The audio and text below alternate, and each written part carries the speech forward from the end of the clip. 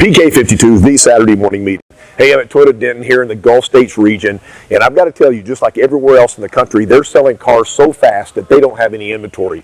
When you drive in through the front door, you're saying, where are the cars? Well, the cars are in driveways all over the city because the turn rate right now is unbelievably fast. I mean, anywhere from 9 to 15 days on a new car.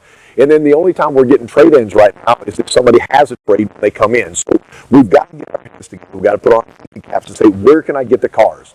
Well, when you look at this, they've got about 4 service riders here, actually a floater, so 5. But let me go back to 4, writing 20 ROs a day. That means there's almost 25,000 people a year that come in through the front door of the dealership, sign a legal document allowing us to work on their car, and then they either wait for the car or they come back a second time.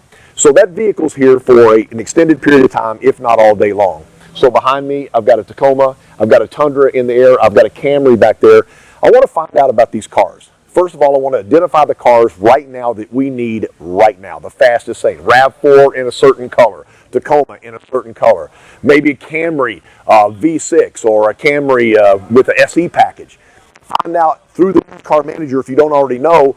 When the cars come in each day, let's think about it. If there's 4 riders writing 20 ROs a day, out of the 80 cars that we process through the shop in a day, there should be some cars that the customer's ready to trade. A couple of indicators. Mileage, people drive cars anywhere from 45,000 to 75,000, and that's in that trade zone. Or a car from 3 to 5 years old. Those are people that are looking to trade cars, especially if the car was new 3 years ago. So those are the cars we look for. The biggest question that I ask myself is, why would a technician pull a car in to do a lube oil and filter and then find all kinds of stuff wrong with the car? I've got some leaking around the transmission, CV boots are leaking, or there's an item on there that needs to be maintained. It's time for platinum plugs or whatever. Why would a customer turn that down? There's a couple of reasons. Number one is because right now they currently don't have the money to do that. That can happen. And we need to identify that. The second reason is that they wanted a car that was going to go a long time without having to spend some maintenance on it, and we just hit them with $1,100 worth of maintenance items. No repair, but $1,100 worth of maintenance items. We're testing the horn over there. And they decided, you know what I'm going to do? I'm going to trade this car.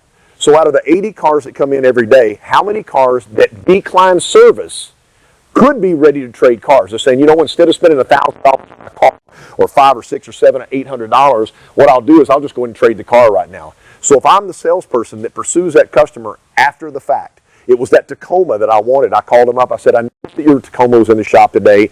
I know it's crazy, but right now inventory is so slim. Used cars and new cars are so hard to find. I wanted to call you up and find out if you were interested at all in maybe trading your car or selling us your car. The call invasive. It's not running the customer off, and they may say, well, you know what, there were some items on the car that need to be done, and I was thinking about trading that car. 2 things you're doing. Now you know you have the incoming unit that you social media and let everybody know I've got this car coming in. Now you're ahead of the crowd. And the second thing is you're doing your part to bring vehicles into the dealership that are needed right now. It's been PK52, the Saturday morning meeting.